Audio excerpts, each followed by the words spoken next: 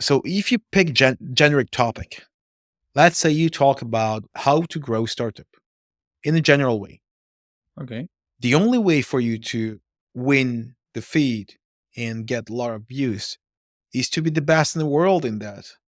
And are you the best in the world in that or one of the best?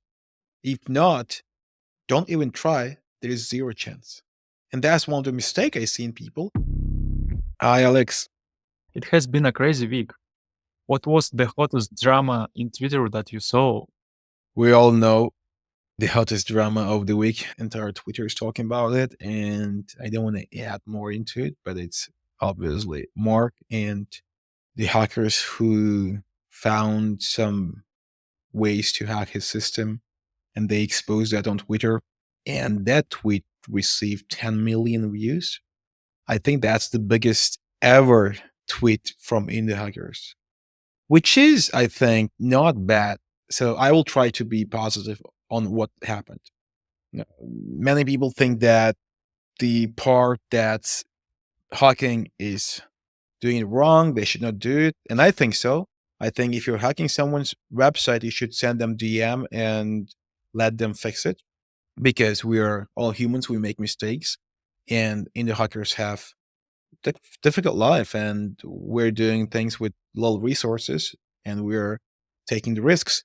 So I think it's a good show of respect to send the DM first. But anyways, even if you don't do that and things happen the way they did, that this whole drama becomes so big that nearly entire world knows about it now. I think all startup founders of the world have seen some parts of it, which is good, which means that more people know what's in the hacking, more people know Mark, and I think we will have positive effect after this. But at the same time, I think the whole battle here should indie hackers ship fast and fix later, or they should take security more serious from the start. And my take on that is that I think almost all big tools and corporations spend a lot of money on security, but still they leak all the data. Like Google, Netflix, all of them, even the US government. We all know that hackers have stolen the data from them, our emails, our passwords, and everything. So from this point, being naive and thinking that the bigger companies are actually protecting our data is totally naive. They're not protecting our data the way we would want, and it's still being leaked. And if indie hackers are required to protect the data and follow all the standards as big corporations, we can forget about the whole movement because it'll be nearly impossible for any indie hacker to make any progress if they have to follow all the rules around securities and around the regulations and etc. That's why this is the question of existence for entire, which is indie hacking. And I think people should rethink what indie hacking is. So for me, indie hacking is a playground where developers can build things really fast, taking shortcuts and taking risks and do things otherwise others wouldn't do. And then most of them will never get any users. That's why security is not a problem if you have no users, right? And 99% of indie hackers never get users. So there was no point on focusing on security in the first place, anyways. Those few hackers who get the users, usually they do it because they invented something great, something that deserves to be used outside of the indie hacking world. And Mhm. we know products like that, like Plausible, for example, it came out of indie hacker world and now it's pretty big and people are using it all over the world, not just the Mhm. indie hackers. And there are more examples like Testimonial and Mhm. Senjum and Yeah. Unigram platform. So I think that's how we should look at it. It's a special division where people are allowed to have a lower bar on security.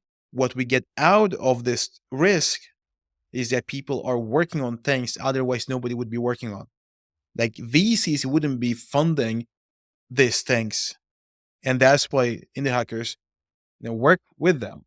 So I would see that like two hands. On one hand, I have the risks and the downsides, and the other hand, I have the positive facts of this whole movement.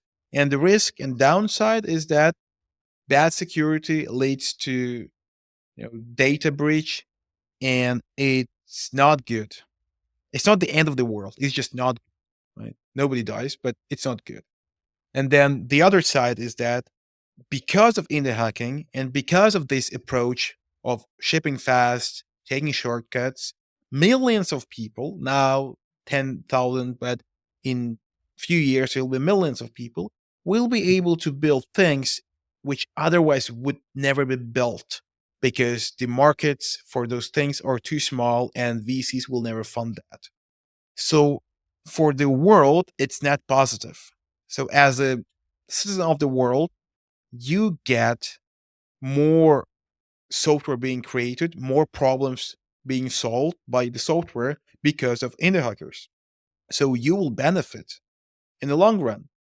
It is same as, if you're riding a bike on a road and you fall, you might kill yourself with a very high chance if you're going fast, but you still ride the bike because the risk versus the pleasure or the health outcomes, like it is, it's not that risky compared to what you get out.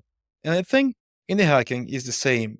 It's risky, it has downsides, but the upsides are way outperforming the downsides and outweighing the downsides.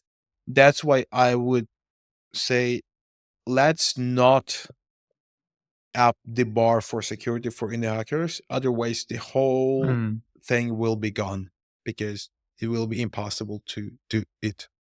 Okay, why everybody is so angry then about what happened? If you guys don't know that what happened on this week, and about if you're not aware about this 10 million views tweet, there is a guy, his name is Simon, and he accidentally or intentionally hacked Marc Lou's indie page, and he found a security vulnerability, and he was able to bypass the data validation because there was only front end data validation and no backend. It means it can be easily bypassed on the browser. And why, as everybody is so angry at Mark now, what's the point of the drama? Why 10 million views? Well, I don't want to sound offensive for some of the people participating in this drama, but I think the main reason why people attack Mark is that he is very successful. He's maker of the year on last year. He has very successful product that makes very good money and more money than 99% of makers would dream of having. And he is having a good life. He enjoys it. He's happy. So he looks like the god of this thing, right? And and I think there is certain jealousy towards people who are perfect. And I think one of maybe problems he has is that he's too perfect. And if I was Mark and he would listen my advice, I would say, Mark, you should be less perfect because you look too perfect on the internet. And people just those who never succeeded, they often look at others who succeeded with envy. And I think that's one reason why people attack him. Of course, there is reason to attack him. Nobody would attack someone else who had a 1K MRR, right? They attack him. Why don't they do it for others? It's because the bigger the guy is, the more pleasure it is to kind of take him down and cut his wings. That's one part. We're humans and we're jealous. And anyone who thinks he's not jealous or she, they just lie to themselves. Everybody is jealous, some more, some less.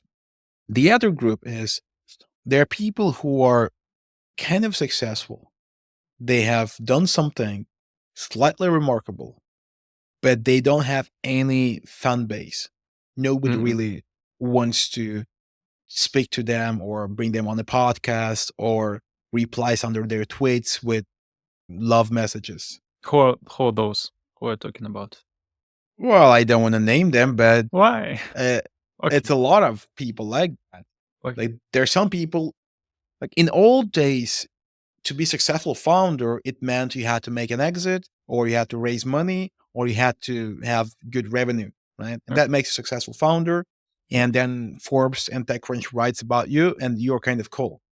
Yeah. Today, nobody cares about that. Today, to be successful, you have to have a lot of impact on people via social media. So people with a lot of followers tend to have that impact. Mhm. And then the other people who were successful just yesterday when the follower base wasn't that important, they feel it's slightly unfair that they spend 10, 20 years building great things and suddenly a shirtless guy comes into the space, builds quick products, and 100,000 people are just in crash with that person and they're just like big fans, almost like he is a movie star. Mm. So it makes them jealous too. And I think that's the driver of this whole drama. I think every drama is driven by jealousy. Jealousy, power game. What else can drive the drama? Drama is always driven by power game and jealousy.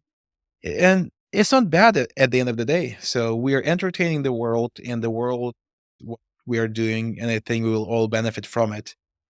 It hurts to see sometimes if you zoom in and you just watch little parts of the drama. It hurts because it feels like people behave in a bad way. But if you zoom out, you will see that this happened in the past multiple times. And as long as the drama is not around rape, everything will be fine. Okay, so your Uh, advice to the indie makers who are just building their thing, they started to think about security of their own SaaS. What should I do? Should I care more or maybe less because this is free promotion? And I would love to be hacked. No one is interested in that, but exactly. I would. So for mod makers, to be part of such drama would be net positive rather than negative, right? Mhm. People will forget why was the drama happening, but then the name will stay, and then the followers will stay, engagement will stay, and then you will get only the positive outcomes. Mm. But still, I think for makers who were not just starting out, but who are on the market with the product, I would definitely suggest to look into their security just because you have to be a certain size to benefit from this. I think you'll benefit from Mhm. this if you're very small, and you'll benefit if you're really big. Mhm. But you won't benefit from this if you're medium size because then you're not big enough so that people support you, and you're not small enough to have nothing to lose. And that's a very dangerous Mm. place to be. So that's why if anyone is having like 5K plus MRR and less than 20, and that's the middle of the distribution, Mhm. I would take that slightly more serious. And one way to take it more serious is to rely on third party tools. So people talk so much about self hosting. And I always make jokes about people who move from Versal that charges $0 per month to own servers and pay $10 and they have to maintain the servers. Like if you run your own server, there's so many ways you can be hacked. There's so many ways compared to running Versal or any other serverless. It's very difficult to hack serverless if you follow their guidelines, and it's really easy to hack any servers because there's very low chance you actually followed all the guidelines. And that's why my recommendation, do more serverless, use more tools from others because hopefully they have thought about the security in those tools. Use less code, use more no code because no code tools are generally secure compared to custom code. That would be my recommendation. Okay, but to ruin all the fun because maintaining your own server is so fun. But you're against advising I don't something know that is why. boring. Is it fun? Like, I don't know. I've Yes. never liked that. ever in my life. It's so boring. If you have I 0 don't know users, why. it's super fun because you have no Okay. responsibility. You can start over, you can switch the technology, Actually, you can no. play. I know why it's fun. I Okay. actually have a theory. I think if you have no users, the single worst place to be is to be in a suspense where you're left alone with nothing. Like you launched, there are no users, there is no work because there are no users, there is no support, there are no features users ask you to do because there are no users. And that's the nightmare of any maker. And that's why makers avoid simple methods of building stuff, because if you use simple methods, there's high chance you will be there. You will be there where there's nothing you have to do, but because you have no users, there's nothing you have to do at all. And it's pure failure. But if you have a server or if you have custom code and you have no users, you can easily tell yourself, oh, I have a lot of things to do.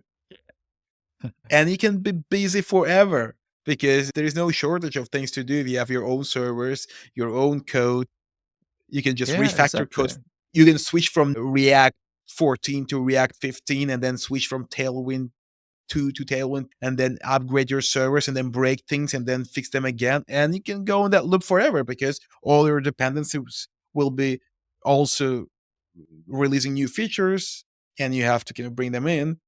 You can easily mute the fact that you have no users.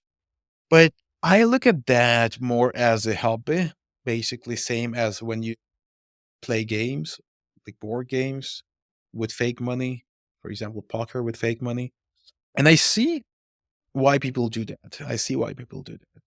And I don't judge them. I think it's hobbies are.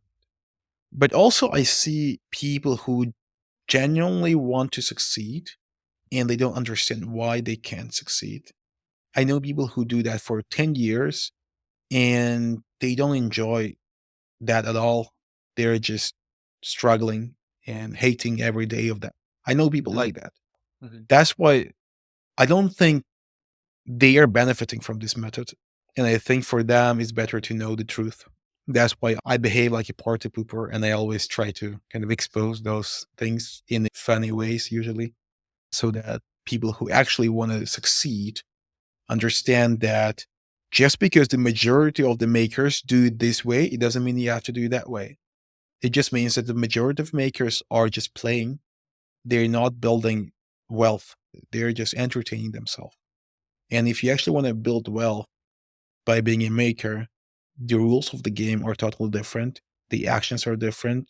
And uh, you should not mimic the crowd because crowd is there to entertain. You always tell us to not be inspired by the Twitter feed because those examples we see in the feed are not what you will have in reality. Most possibly, you will not have any MRR after your launch. You will have even no free users, most possibly. Can you tell us some maybe accounts we can follow and get inspired from the people who do it the right way, who start from being active on social media, from making some marketing, growth tactics, and using VS Code only at the middle of their journey? Who are those people who did it the right way and it worked? I want to be inspired by them, but I don't know any of those. Do you know? I think learning to build startups by watching Twitter is same as learning to have sex by watching porn.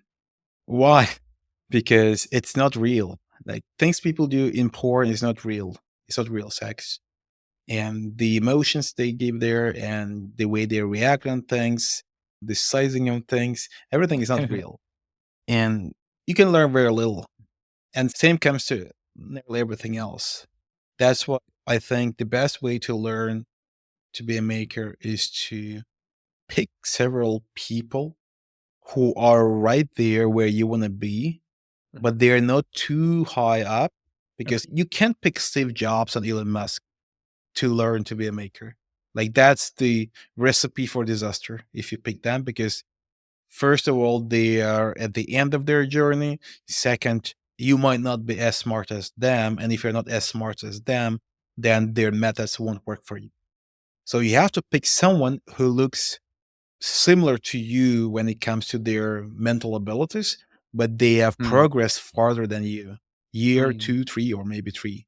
And Okay. that's the best. That's what I did. And I still do that. And I change people I follow, because if I follow some people and I ended up doing what they do and basically learning everything they knew. And now I can learn more from them. So now I pick the next level. I pick people who are more successful. So people have to be more successful than you so that you learn from them. But they shouldn't be way more successful. There has to be some distance between you and them, and which is not too far. Mm. And you have to keep changing those people if you're growing. If you don't, then maybe do the opposite. Like if you follow someone and you don't grow, you have to then maybe find somebody who is less successful and follow that person, because probably you need even more basic things first in place to understand things. Are you talking about And that education or inspiration? Because those are slightly different. education, of course, Okay. Okay.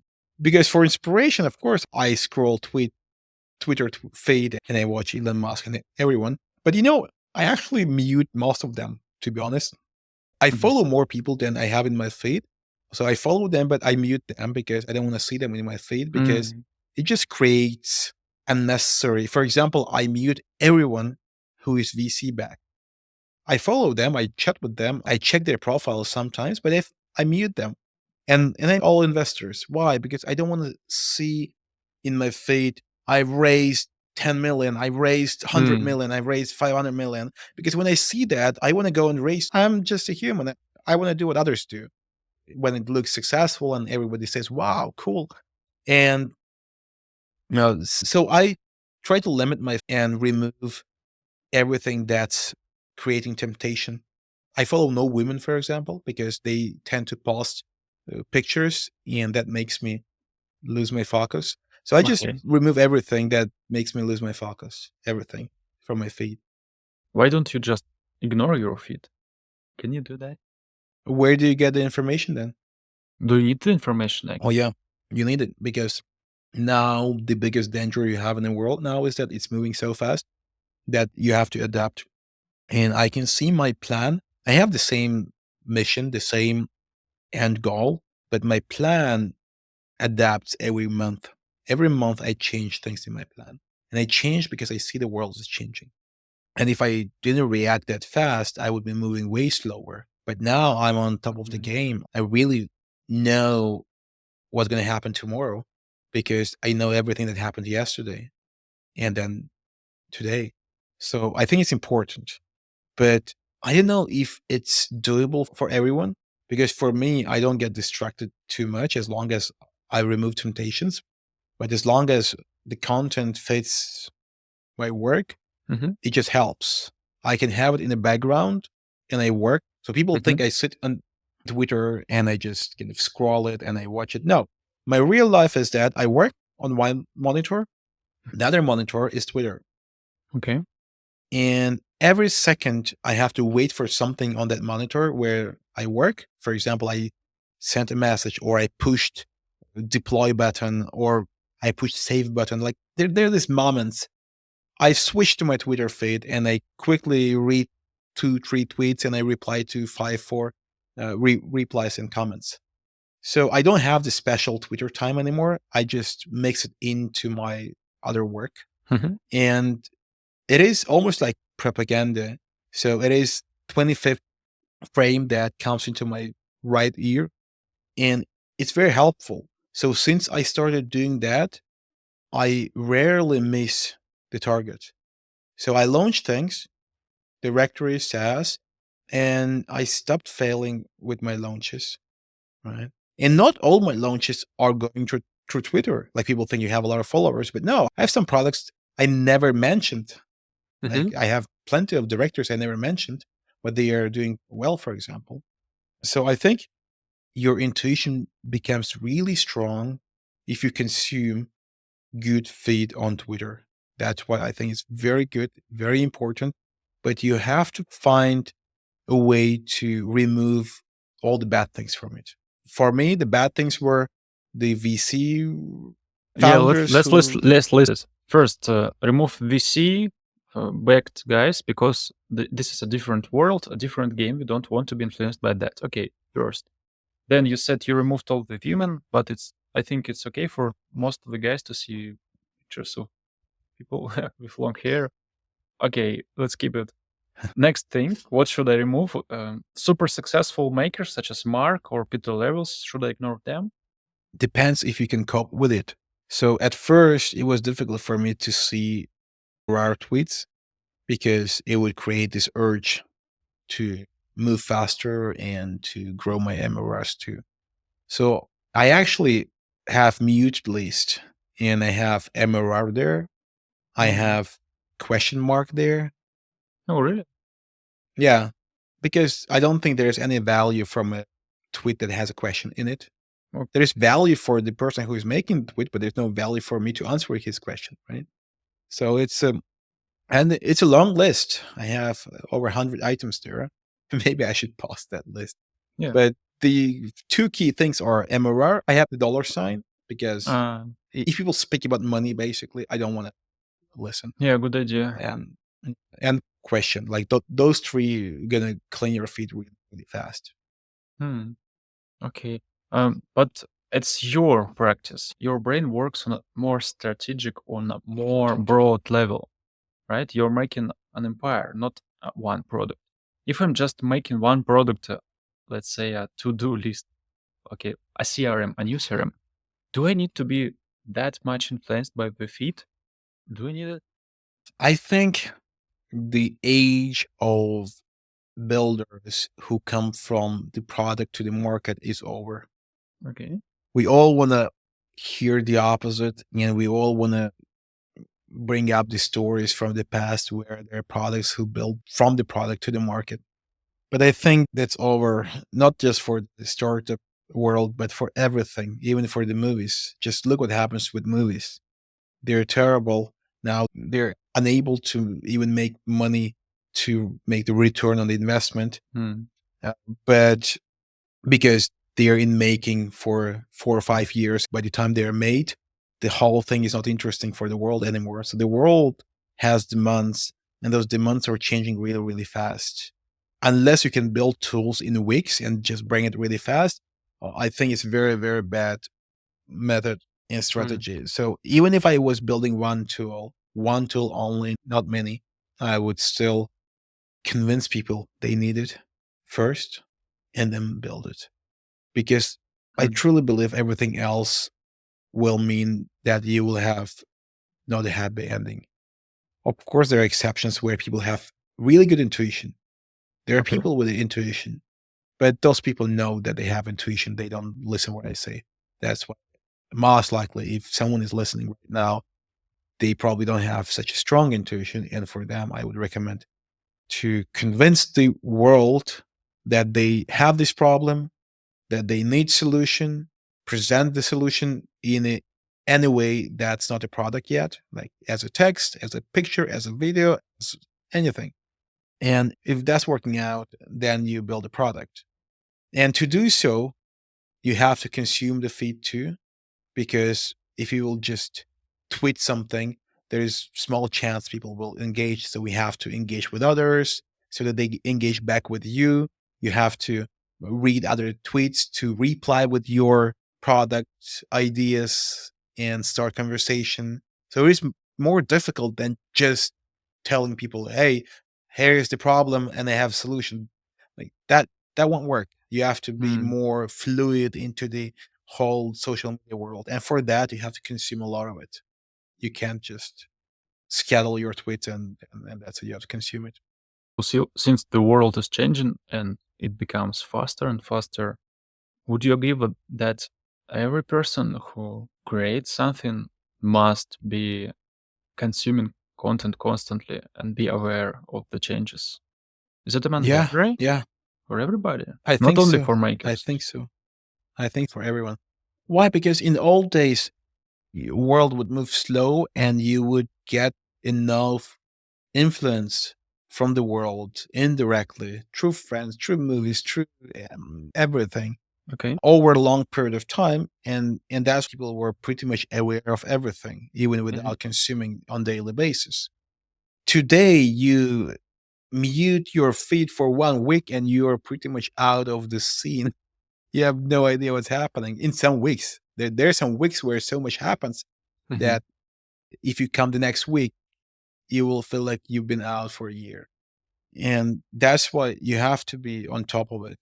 And also, not just this, I think once you have the first version of the product, like the early MVP, Mhm.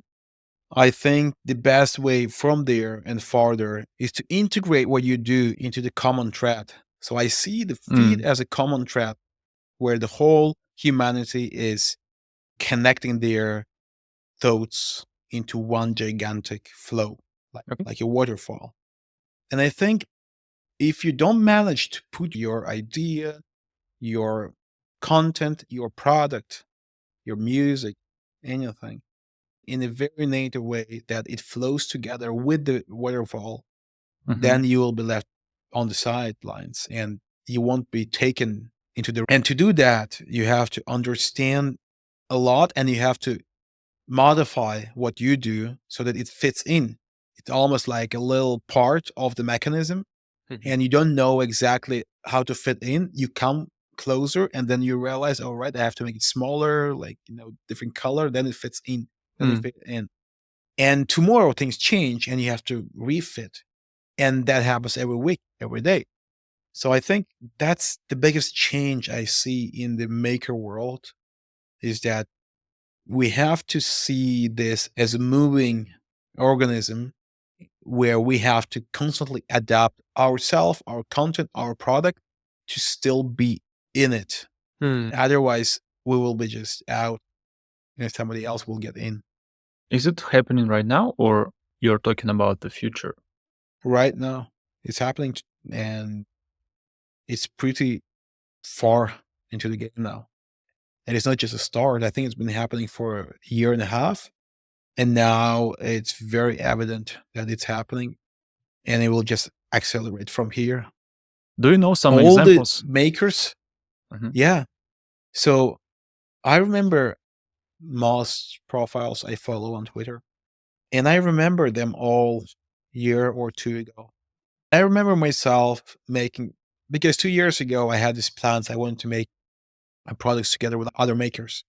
So I did pretty good research. I have even a list of the makers, Mm. Mhm. and I was making scoring them, saying that this has more probability of success, and I was comparing that to the outcomes after a year or two, and I can see pretty much 100% correlation between the makers who grew their follower base and makers Mhm. who grew MRR. Mm. I haven't seen an exception. The only exceptions I've seen are the people who I don't trust their MRR is real. Mm. There's some people with few followers with crazy MRR, and I just don't trust them because they Okay. never show it in a way that is real. But let's say 99% of the people who grew on social media by being interesting and being able to consume and embed themselves into a gigantic human feed, they also did well with their products, not just because they promoted the products to their followers. Not all of them had the same audience. Some of them used other audience. For example, you have Dmitro, who doesn't sell to indie makers. He has like corporate clients. You have the guy from Tiny Host. He brings traffic from other places, not from his Twitter feed. But still, so I think that's an evidence of this claim that if you can't embed yourself into the social media and you can't be interesting, and to be interesting, you have to understand everything and you have to be relevant to what people speak about. I think there's very low chance you can succeed with products unless you go the other way, like go the VC backed way. You raise the money. You no, that's a different story. But even that story is changing, and we see more and more YC backed founders Mm. who go through kind of they look like indie makers. Like half of the YC batch today looks like indie makers, and they come from indie makers. Like you have this Max who was Yeah. making the thing, he went there. Then Pure AI, they also kind of indie makers, they went there. It's plenty, which was not the case in the past. Even this guy from my recap, Growing Daniel, well, he was the most entertaining account before I found Greg, the funny Greg. Yeah, yeah. And suddenly he is in YC, raised tons of money and building very serious thing, man. So this is the evidence. Same with Bev Jesus. He was just a guy who was entertaining people with base tweets, and then he raised tons of money and building stuff. And then go farther, there is this guy from Harry from 20VC. He raised the biggest fund ever, like 40 billion or something for Europe. 20 or 4, no, 200 billion is huge. It's just like crazy. The biggest ever for Europe. And what he did before that, well, he was super active on Twitter. He was top voice on social media. So some people may say, well, the best founders are not even having an account in Twitter. Show me that founder. I mean, maybe somebody made success 10 years ago. All right, they can still run their business that way. But show me someone who is successful within the last 2 years, who is not also successful on Twitter. It's very rare. It's very rare. So my advice here is basically you have to take Twitter serious. And if you can't be good at it, Mhm. you have to get good at it. That has to be your goal. Like, don't expect to be good at it just out of nowhere. Like, some people are naturally funny or interesting. All right, they are lucky. They just go on Twitter and they just score quickly, right? Some people are naturally not funny and they are not interesting in short conversations. Well, there are other types of content. You can make longer content, you can make videos, you can make articles, you can make research. There are a lot of ways to be on the internet. You don't have to, like, one mistake people do, they try to mimic someone else. Mhm. I've been roasting profiles on Twitter. You've probably seen I said, like, put your profile and I will roast it. I looked at the profiles of people, and the most common mistake on all these profiles was that they just copy what others do. Like, Mm. they make similar jokes, they make similar questions. They're just pretty much copy pasting either the tweets or the style. And that's very wrong because one tweet will work from one person, will not work from other person. And that's why you should only do something that works best with you. And if you're funny, do funny tweets. If you're not funny, never even try, because, like, if you're not funny, you're not funny. Find something else you're good at, right? And the opposite, if you're funny, just be more funny. Don't go into serious stuff. Just every person has something they're better than the other things they are. Like, and just pick that and stick to that. Do only that and try to improve only that. And in a year, you'll be really good at that, and the people will start engaging with that kind of content.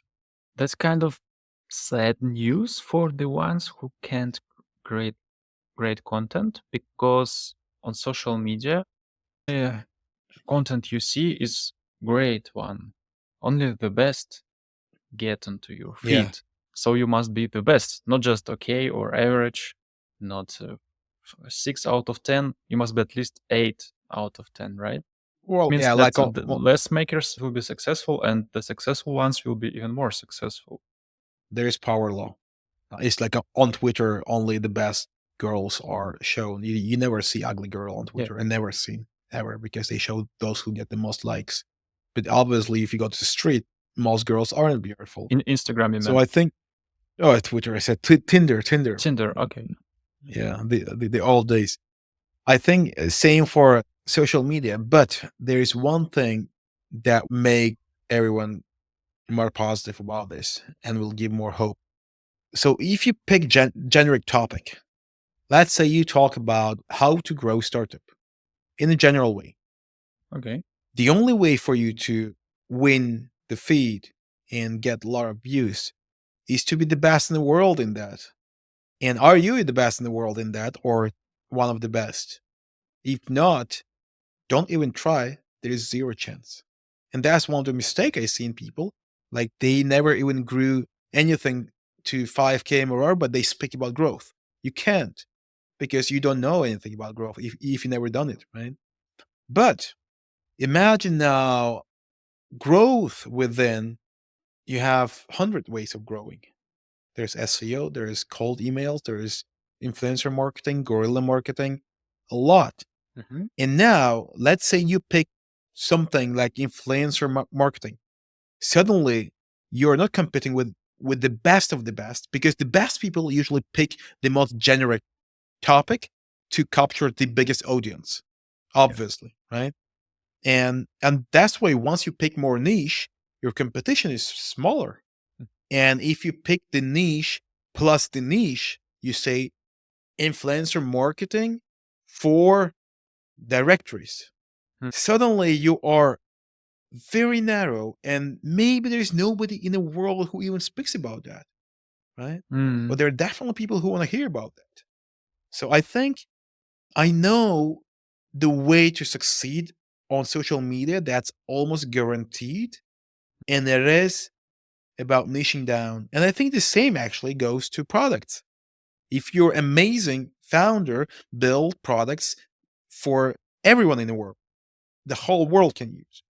If you're not amazing founder and then pick smaller niche because nobody gonna target that niche, you're left alone with that niche.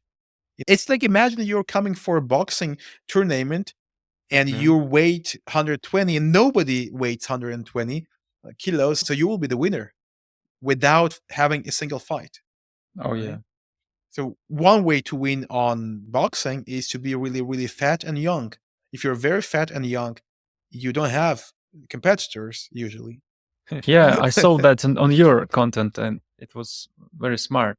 For example, you tweet a lot about SEO, but you only tweeted in the context of a busy maker, a person who does Yes. a lot of things besides SEO. And you say often, my lazy SEO, lazy means you're not investing much time in it, but you get some growth. Not fantastic, but it's interesting for me as a maker who is also busy. I don't want to spend all my day doing SEO. I don't want to listen to Neil Patel, the greatest SEO guru in the internet, and he has the best SEO tactics. I don't want the best. I just need something that works.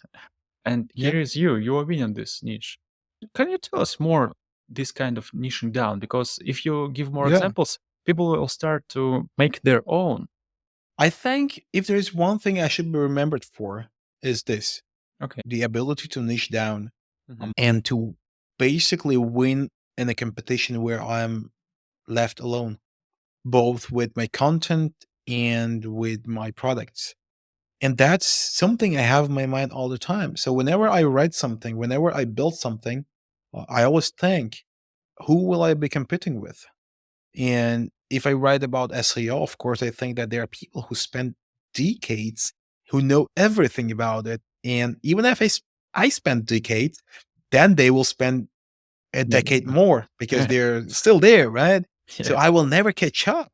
I will Yeah. never. Yeah. True. But then maybe I can, niche into the group of people who don't want to study, but they just want to do things that take minutes and bring some results, right? And I focus on that group, and that group loves what I write, and it Mhm. works. The same with other type of content. For example, sometimes I see the opportunity, like I saw that nobody's writing about Twitter dramas, and I just did it, and it blew up. Not because I'm really good at it. I'm sure there are people who can do way better than me on that, but I was alone on the arena, so I won because I was alone. You So were I the think, fat kid. yeah, exactly. Be So with the that's fat kind of the kid. kid strategy. Yeah. Yeah. Sounds perfect. I'll Amazing. call my book that way. Yeah. And when I do products, for example, small SaaS tools, I think the same. SEO Pod is really good example. Like there are a lot of AI tools for blogs, a lot. And every single day, everybody around me tells me, you have to add these features. Both my marketing friend, the dev guy who is building this, then the users, everybody tells that. And I never do it. Why? Because once I add more features, I enter the arena with the bigger tools where I'm the worst one. Mhm. And why would you win if you're the worst in the club? You can't. And if you improve, they improve too.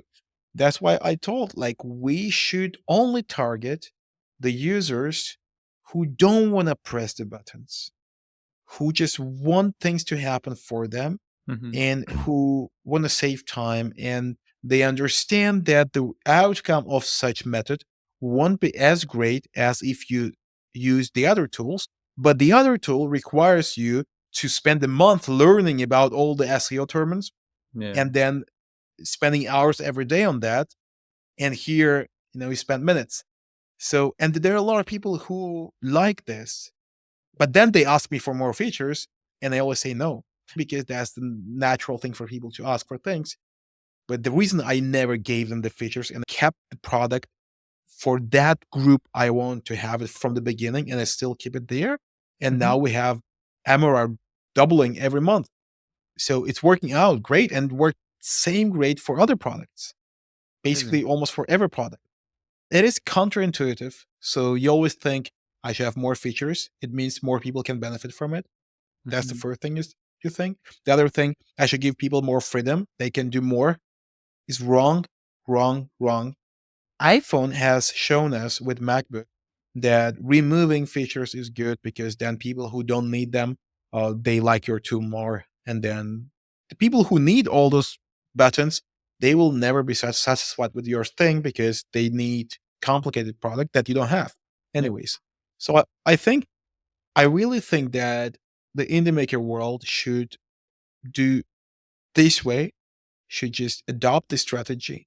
And if it happens, I think there's chance that all the small tools built by indies will end up fulfilling all the needs anyone has.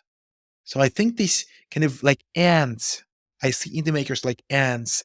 Like one little ant can Mm. carry a huge load on them, right? Same here. But an army of ants can kill you. An elephant, an army of ants. Beware, Silicon Valley, we are coming after you. Okay. I just believe that some of our listeners will be inspired by your success in content making and make some viral tweets too and be more seen, and therefore they will be able to sell their SaaS. What are some other dramas that you like?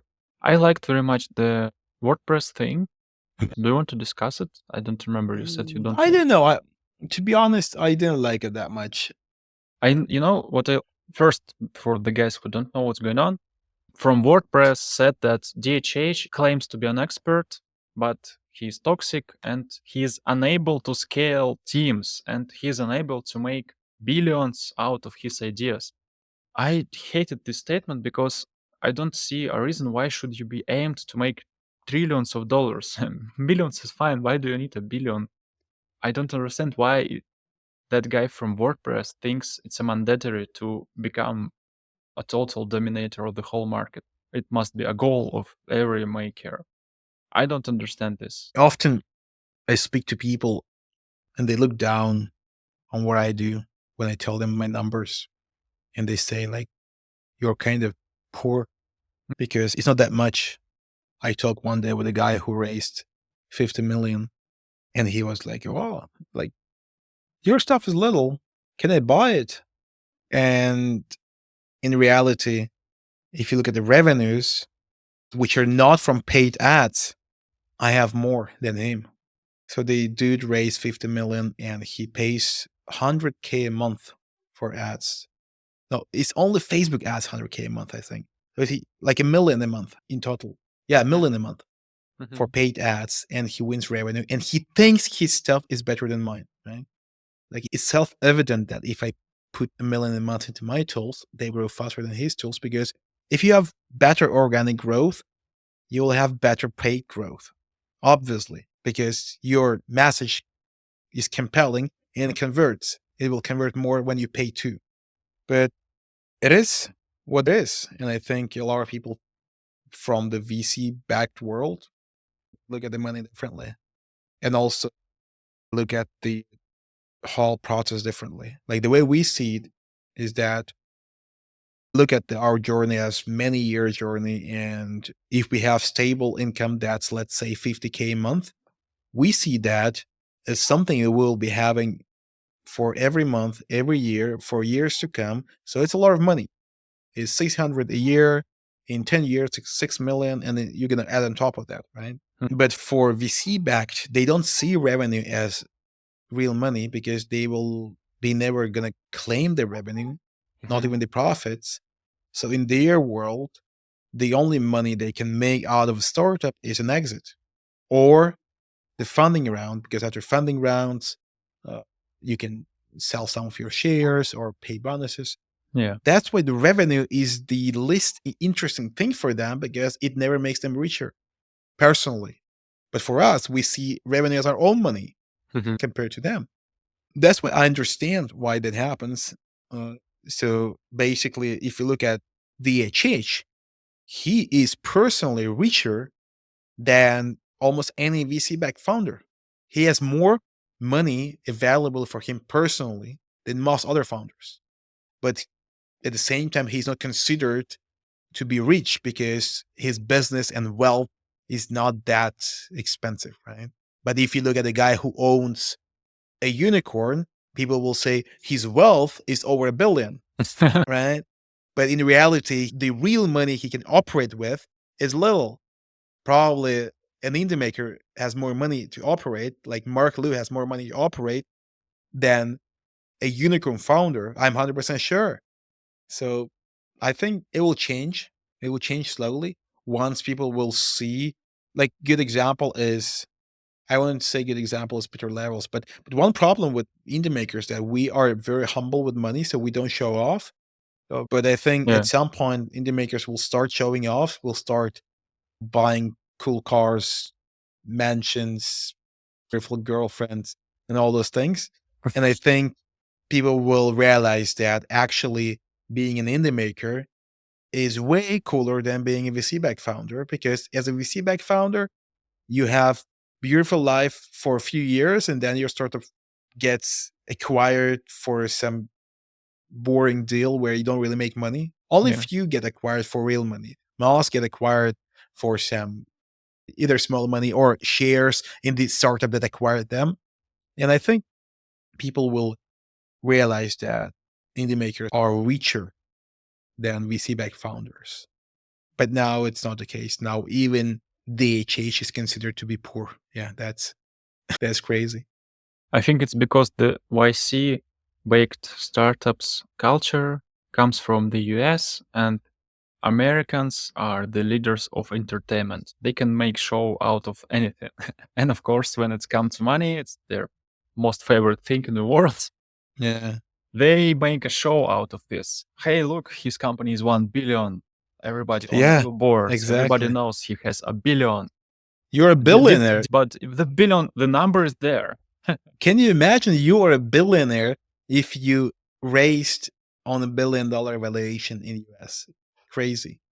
Yeah, yeah, yeah. That's how you can become a billionaire. But it's nonsense. You're not a billionaire. You're just a paper billionaire. And it is interesting that indie makers are by nature people who don't like to spend money. That's why everybody thinks that indie makers are poor. Mm. So we have to promote rich life for indie makers. The next Maker Week we have to do on Ibiza, and we're gonna rent the biggest boat there so that the headlines of news magazines will be some nerds were porting on a boat that was usually used by Messi and Ronaldo. I think it's because the most of the indie makers are from Europe, and people in Europe they live in form Yeah. of a socialism. Everybody is equal. You don't want to stand out. So the biggest spend you can do is buying a flight ticket to Bali and buy yourself a ramen. I don't know. I see Mark Yeah, Lou ramen, photos and he's just partying at pay the for pool. business class. Oh, business class. Oh, wow. Yeah. He's super rich, you know? Yeah, we have to Um, send a message to Mark and Peter and who else is having enough money. They should show off more. Like, where are their cars? Where are their uh, all the other things? You don't need private jet, but you can, I don't know, you can go to Oscars, sit in the front row. Yeah, we have to figure out how to spend money so it looks cool once we make money. The problems of indie makers. John finally found the biggest problem of indie makers. Thank you, John. Thank you kindly. I also loved that little tiny story. A maker disappeared after the pre-sale of his boilerplate. I never heard of such All a right, piece. yeah, that's interesting. Surprised me. I made it sound more dramatic than it is, but there's a guy who made a directory boilerplate. Okay. He also made solvent tools earlier. So he made the boilerplate and he did a pre-sale Okay. and then promised to release it in X weeks. But then he didn't manage. People were emailing him and he didn't reply. And then one of the guy wrote a public tweet where he said, I bought from him 2 months ago Okay. and I've been waiting and waiting and I've been DMing and now it's been too long, so I want to bring it to the public opinion. And I put my reply there. I said, it's difficult to be a maker. I think people have to, people say that makers are business people, they have to behave like business people. I don't think so. If I buy from an indie maker, I'm not having an illusion that it will be all same as if I buy from an established company. I know that the maker is on their own. I know that he's busy. I know that security might be not the best. I know that all the deadlines he will put will be not delivered because that's what happens. Yeah. You always wish to make it tomorrow, but it happens day after tomorrow. So Yeah. I know that, and I will never be expecting that. So if I did a pre-order from a maker and it said it will be delivered on 1st of October and it's not delivered, I'm prepared for that. And if I'm not prepared, then something is wrong with me, not with the maker, because I know who I'm buying from. It's not like Mhm. I bought it somewhere in a supermarket. I had no idea who I'm buying from. Like all the makers sell things in the same way. If it's maker to maker sale, it happens through social media where you know the person, you've been following the person. It's not like you didn't know, right? You always know. That's why I said we have to have lower standards on all these things. Like you can't expect maker to deliver as promised when it comes to dates and expect them to have as great legal side as the others. Because if we do, then the indie maker world will turn into constant drama because Mm. every single indie maker is going to be failing and failing and every day. And it's just boring. Why It will should be I pay boring to for hear an more stories. Why should I pay for an indie maker's tool if it's not secure, it's not featured, it's not Exactly, there on exactly. time? Why you don't have to. And if you pay, then also accept the terms. And the terms are that you're buying from indie maker. Yeah, And why what did are they the buy from benefits? him? Oh, well, the benefit is probably he's making something that nobody else makes. And that's the case with Marc Lou too. Like they actually make something nobody else makes. And you buy not because he forced you, but you buy because you couldn't find it somewhere else. And you know you're buying from a maker. And that's it. So be ready to, it sounds slightly funny, but be ready to lose your money if you buy from maker, same as be ready to lose your money when you invest in the crypto market. Mhm. I don't want to make them look the same. It's just, it's a risk you take because usually you buy for a low price, like makers are underpriced, right? Like you pay like $20 or $100. It's usually very little, very little. And when I see someone coming and telling, I pay him $100 and it's been 2 months and he didn't deliver, I don't know. Like you paid $100.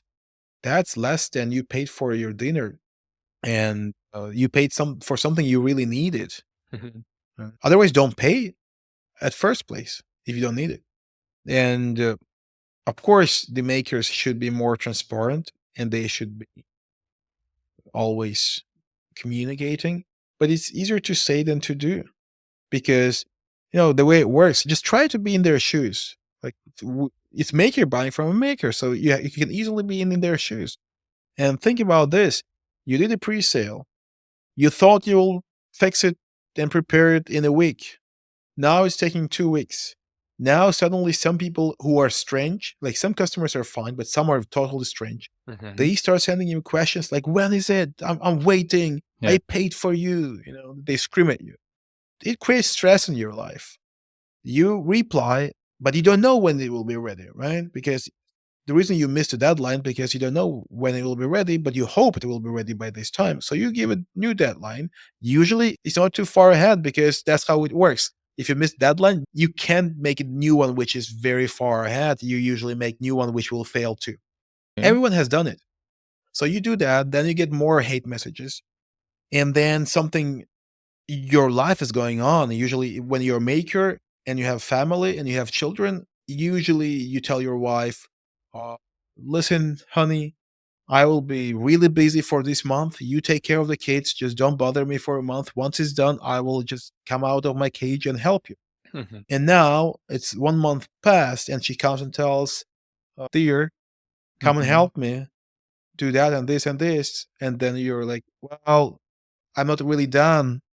And now you're being attacked Mhm. both internally, externally, and you're in the middle of that fire and you have the bags because last 10% of the weight is as hard as the first 90%. Oh, yeah. So there are like three bags you don't know how to fix. There is some thing you don't know how to do because they're like small. You thought you will fix them, but you can't. And you're in the middle of these three things. Like the product is terrorizing you, customers terrorizing you, your family is terrorizing you. And maybe you get sick at the same time because when these things happen, you get sick. And now this is the guy who you paid $100 to.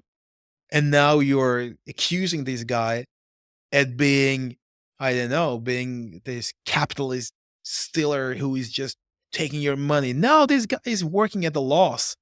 If he worked at the job, he would be making way more money, but he's trying to take risk. He's trying to build something that's new for the world. And because of people like that, the world has been moving forward on its history. Right? That's why I think people should not be that harsh to others. They should be definitely harsh towards corporations. Very harsh. I think people have to trash them every single moment they can. Every single moment, even when the corporations don't deserve it. Same with VC backed companies. Why? Because they have a lot of capital. And if you don't trash them, they will use the capital in the wrong way. So the more you trash them, the better they use the capital.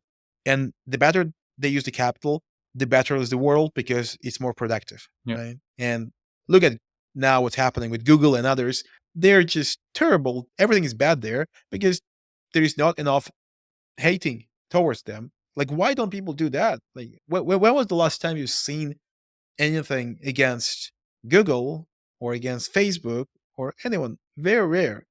Why?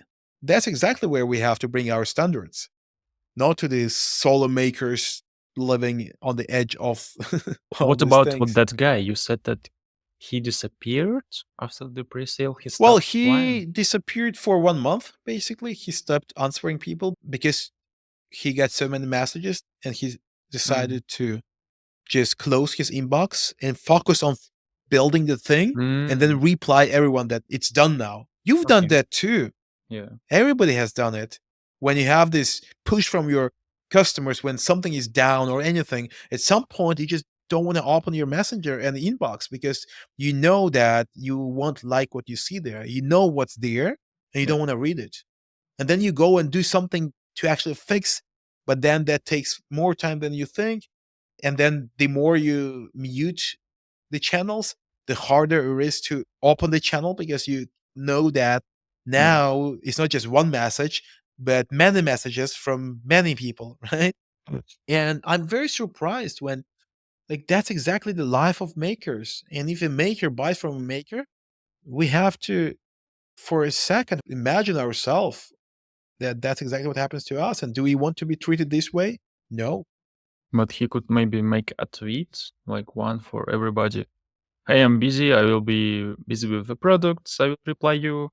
That Mm, that's how it looks. something. But when you're in his shoes, the reason the situation like this happens is Okay. that you're at some point in the position where you think, just one more day, just one more day, one more day, one more day, and I will tweet a good thing. I will tweet the result. And then at some point, you just close your eyes on the topic completely so that you don't get stressed because it makes you really stressed. It Oh yeah. just makes you feel terrible.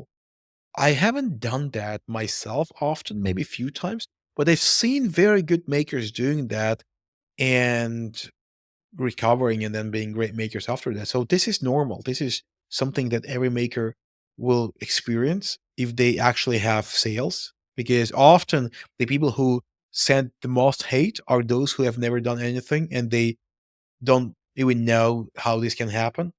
Yeah. What I learned is that I should be chill every time, even if the servers are down, even if I am setting up my clients, even if they paid me and I didn't deliver. It's still worth not be thinking about this too much because it will not fix the problem. It will not fix your reputation. If you become more stressed, it's always better to chill and fix Well, the thing. easier said than done. It's because I really remember well these moments when I had them too in my life, and you just feel like shit. Oh yeah.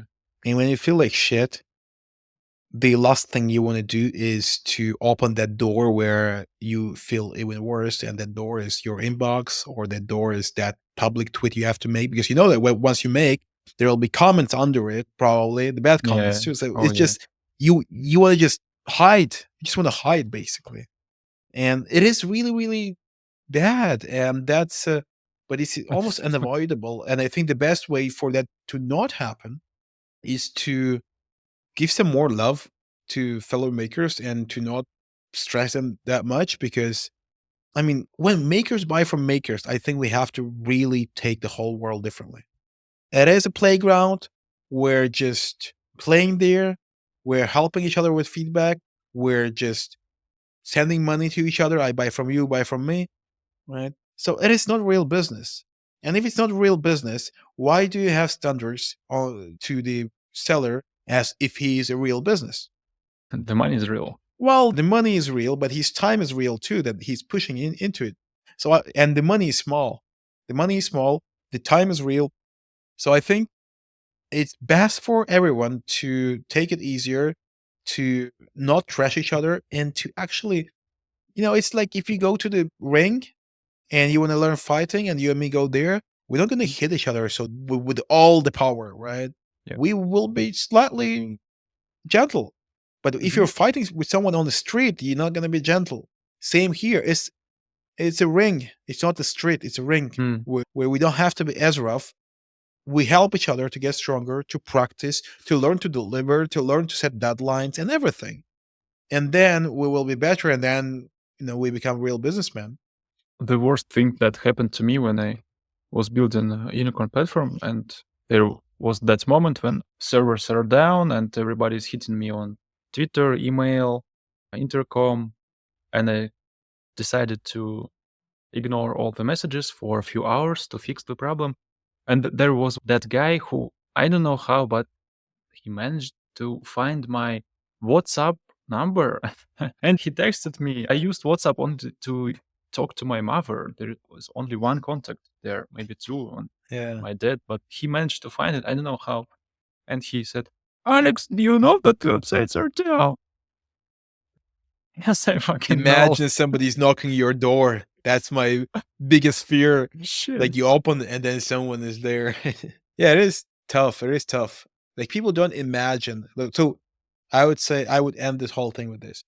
People who have never had their product live with paid customers don't even imagine how bad you feel when you disappoint your customers. They can't even imagine how bad is that feeling. Yeah. I have never had worse feelings than that in my life. Like nothing else makes me more depressed than when I disappoint my users who paid me money to use that tool. Yeah, I agree.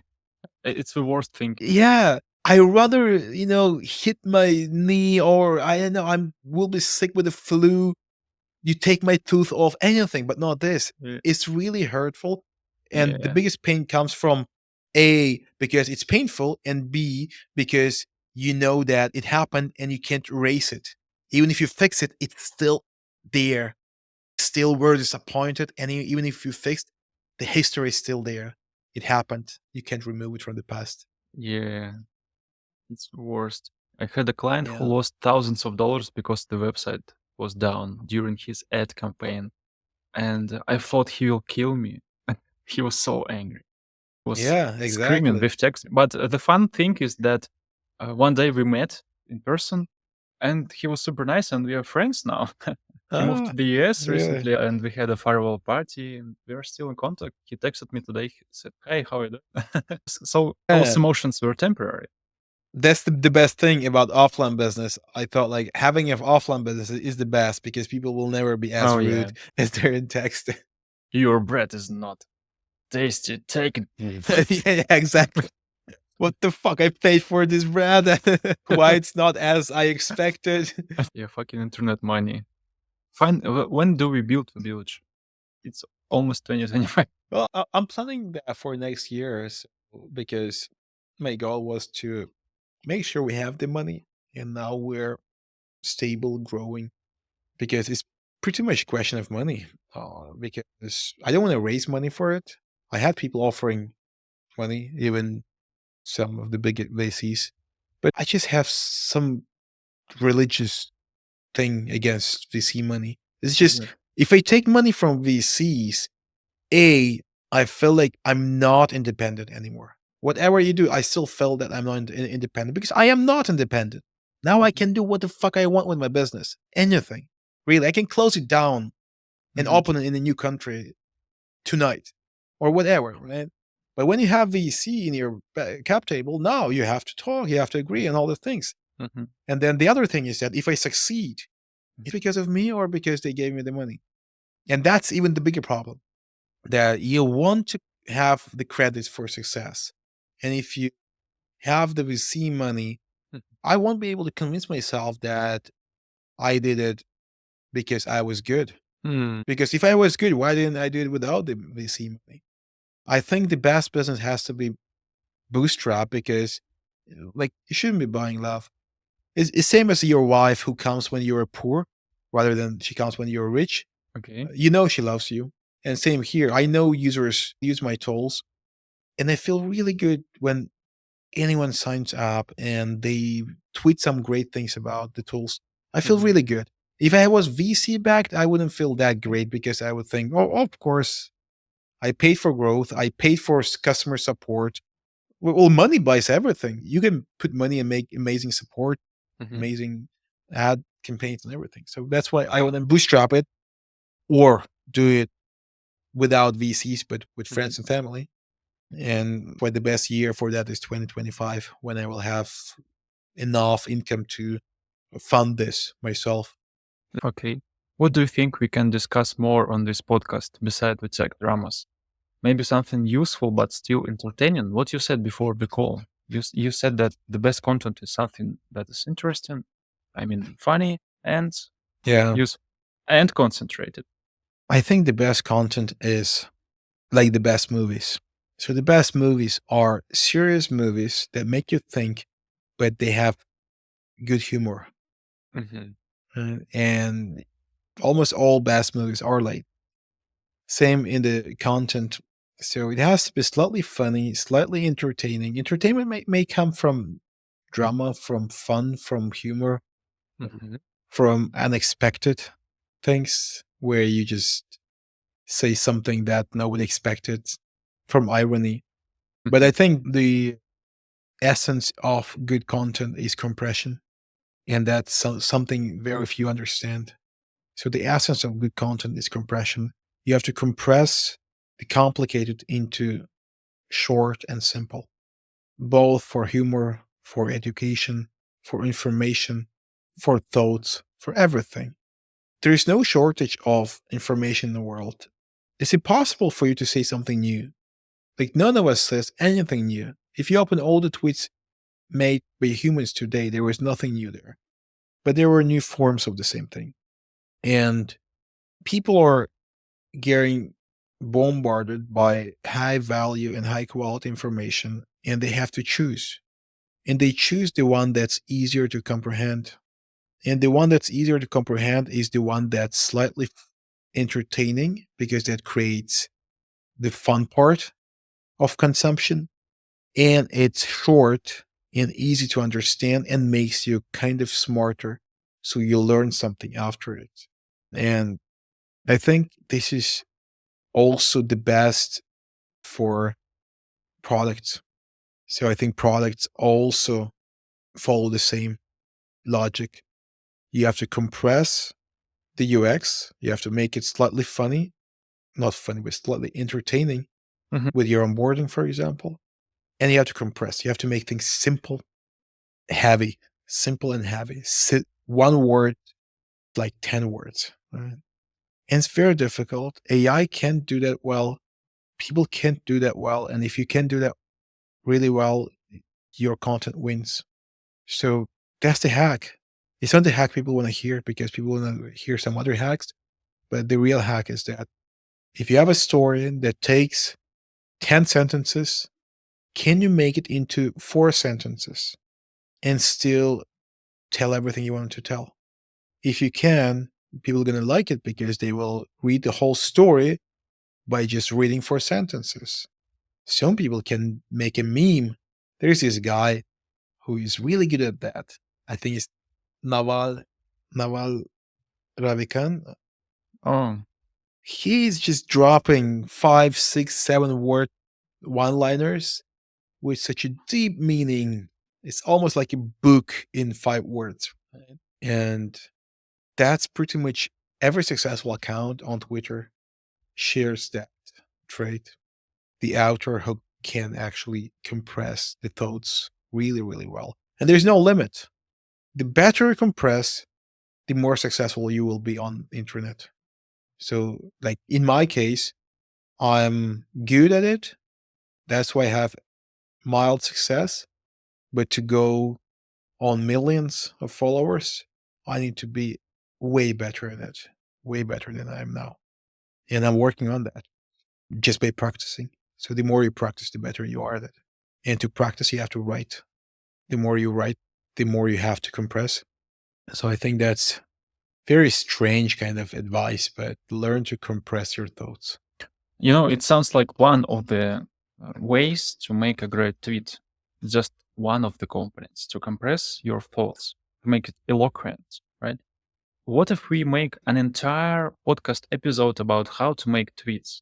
Let's talk about how to make short tweets, how to make long tweets, how to be in the Uh, context, everything. Like for people who want to be better at making tweets. We could, but I'm thinking about it, and I tend to think that too much information is bad for the listener, because they will think they got smarter, but they will take nothing out of that. And I think for Twitter, there is no shortage of guides on how to be good at Twitter. But if you look at the people who are good at content, those who try those methods, you can see they try some things they've seen somewhere. Like Mhm. that model works for SEO. In SEO, there are like multiple ways to score, and you can try one, other, all. Mm. For Twitter, I truly think that there's only one way. If you're not founder Twitter, but any Twitter, then it's different. Right? You Okay. can just do many different things. But if you want to grow the audience of founders who can buy from you, Yeah. I think if you put all your energy into just one thing, on compressing anything you want to say, I think you will succeed, because the content itself becomes less important in this case. Because even if you do self promo Th- and marketing, but you compress it really, really well, it works. I see tweets like that go viral, that look like just a link and people promote it, but they go viral because it's very well compressed. So I think if there was one thing I would spend a whole podcast on teaching others, is how to compress. You And know, we would try to practice on all different kind of things, like how to compress your story, how to compress your marketing material, how to Mhm. compress your process where you did something like that's a good example. Like you tell people, I tell people, guys, just show what you do. Like stop asking questions, stop these opinions, etc. Nobody cares about your question, nobody cares about your opinion. You're not cool, you're not famous. So the only thing people care right now is what are you doing? Is there something they can learn from what you do because you're doing something and you show the details of that work. And then I tell them record the video of how you do something. Mhm. And people do that. And the video is not compressed. The video is boring, not because it has boring plot, it's just because it's too long. And it's I don't want to waste my time watching that long.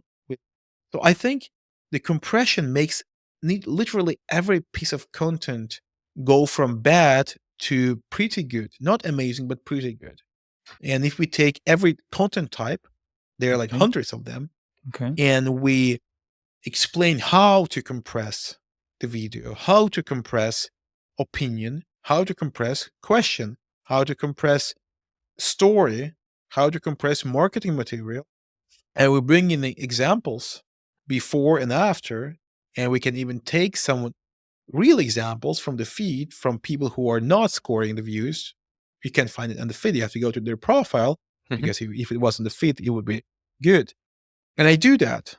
I have friends who I help with social media, and Mhm. I take their tweets and I tell them just do this and it's better. Yeah, And it's so always my do this means I remove words from their tweets. Like I never add, I only remove. So people think they have to do something to be better at Twitter, but it's just they have to remove from what they do.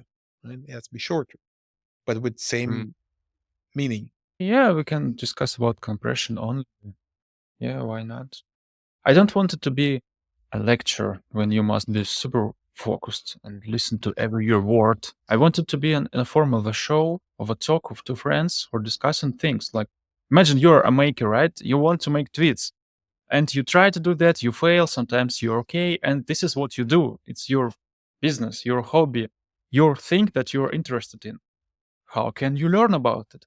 Who are the people you can talk about it? There is no place to discuss it. Come to your friends and start the conversation. Hey guys, I'm trying to be good at Twitter, views, impressions, algorithm, blah blah blah. All they will say to keep the conversation is, "Oh, Twitter, oh that guy, that thing there.